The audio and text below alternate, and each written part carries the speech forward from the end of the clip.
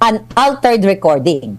This conclusion is based on the detailed examination of the file structure, visual content, and other key attributes. Yun yung final conclusion niya. So talagang ako bilang isang na atasan ng tadhana na magsabi ng katotohanan sa mamamayang Pilipino, hindi po ako magsisinungaling sa inyo at itong authentication na ito ay i-present sa inyo para malaman ninyo at baka sakali po kayo ay matauhan at ang expert na ito dito sa Amerika, graduated from UC. Anyway, mga kababayan, kasi tinanong ko siya kung ano yung background niya actually. Pero ayoko na mag-divulge mismo dun sa background niya. Baka susugin pa ng Malacanang. Baka susugin pa nila, So, napatunayan natin na mali ang NBI, mali ang DND, mali ang Rappler na sinasabi nilang face swap, mali ang gobyerno ni Bangag na ito ay deepfake. So, eksperto na po ang magpapatunay. Then, it's up to them kung paano sila ngayon maghanap ng ekspertong totoo kung sa Amerika man. Kasi sa Pilipinas, walang eksperto dyan dahil nababayaran. Kung may marunong man dyan, at least merong isa, dalawa na lumabas talaga na forensic analyst na gagawin niya yung kabutihan, gagawin niya yung unbiased analysis.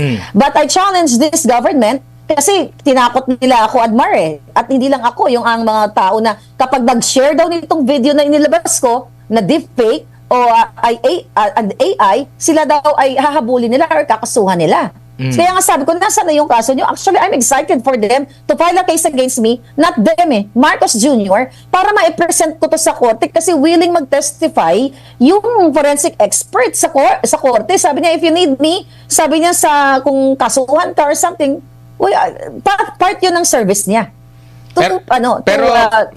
Kalaunan ba niya, alam na niya kung sino yung involved? Actually, sinabi ko lang politiko. Okay. Hindi ko talaga sinabi na hindi ko talaga sinabing presidente. Sinabi ko lang politiko. Baka ngayon, nag-Google yan kung sino. Yeah. Pero wala kang plano na gusto mong paimbestigahan ito. Ito legit itong kumbaga itong mga ipinipresenta na ebidensya, maimbestigahan ito at maibigay din yung mismong mga dokumento. Well, kung meron mag-imbestiga sila dahil sila sa kanila yung burden of proof. Ang nasa gobyerno, sila yung may kapangyarihan to do that.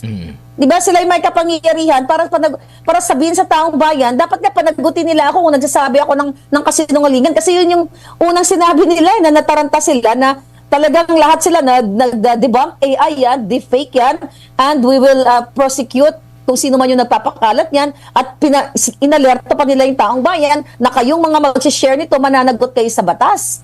Diba? So kung sila ay concerned, kung sila talaga ay kung sila ay naniniwala na ako ay nagpapakalat ng kasinungalingan, ito ay deepfake, then I challenge Marcos Jr. to file a case against me here in the States na sasabihin niya na si Maharlika, yung babaeng yan, ay nagsisinungaling na sinasabi niya ang video na ito ay authenticated. Kasi the only forum or platform na pwedeng magbakbakan kami ng aming katotohanan talaga ay ang korte. Kasi syempre, Admar, hindi naman aamin sila na hindi naman nila aayunan to na authenticated yan. Kitang-kita mo naman yung mga sagot ni Marcos Jr., di ba?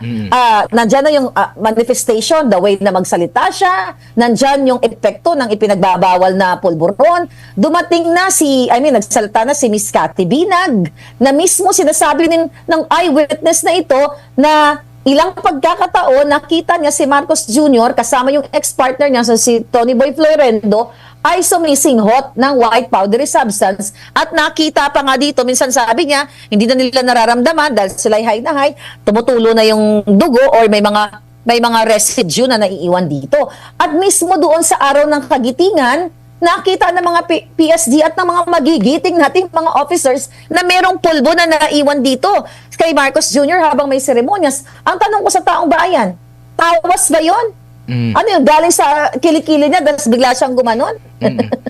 Yun naman I mean. Pero, katakataka rin, Maharlika, dahil nung nailabas yung video, hours lang yung pagitan Nagbigay agad ng statement ang DND secretary Aha. at ang DILG Yeah. secretary. Tapos kinaumagahan din ata or the next day, meron na agad sila na statement with pag-aaral daw, forensic examination. Pero Yes. nung nagbanggit itong si Kathy Binag ng detalyado sa dalawang interview mo sa kanya, detalyado yung mismong mga interviews. Yung kasi mako-question mo kung general statement lang eh. Pero kung naikukwento niya, maaaring may bigat talaga 'yun. Bakit wala din tayong narinig na 'di ba? After Well, obviously nagbe-brainstorm pa sila kung paano nila i-counter yung sinabi ni Cathy Binag kasi very reliable. Sabi ko rin sa Cathy, eyewitness siya. At siya ay ex-partner nung BFF o kasama ni Marcos Jr. sa Voltes 5. 'Di ba? Yung sinasabi ni Cathy. So napakahalaga ni Cathy bilang isang witness kasi 'di ba kapag nasa korte ka, titignan mo yung background ng mga nag-witness. Ano ba ang background dito?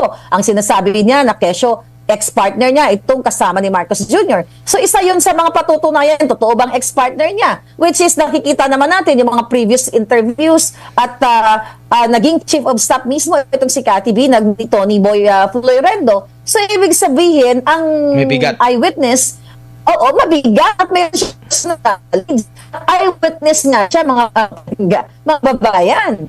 So isa yun sa mga pagpapatibay na qualified and authentic and legit si Miss Cathy Binag. Kasi experience niya mga proof na ipakita sakaling ito ay kailanganin kung man yan. So, yeah.